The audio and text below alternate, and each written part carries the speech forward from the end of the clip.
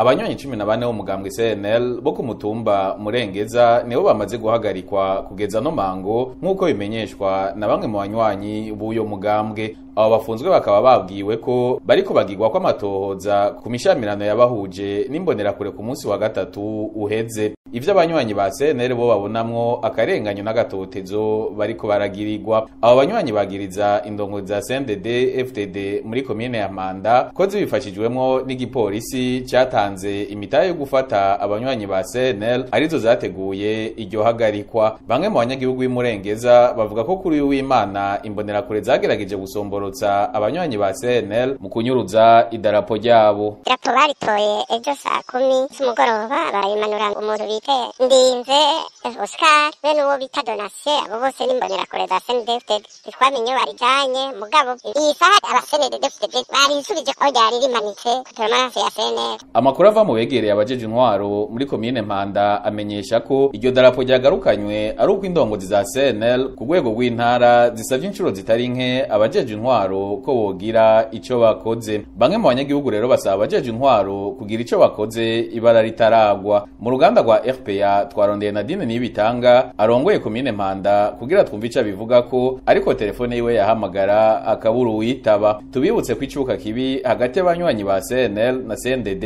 FDD cyatanguye ku munsi wa gatatu w'indwi iheze mu gihe batari ko barumvikana ku matora y'abanyagihugu boja muri komite y'ivuriro. Aba CNL bagirizaho muri CNDD FDD ko babakumiriye. Ukutumvikana kwabo kwahavuye kunajamwe imishamirano mu masaha y'umugoroba ari nako bukeye ahakurikiye ihagarikwa rya bamwe mu ba CNL bo ku mutumba Murengeza.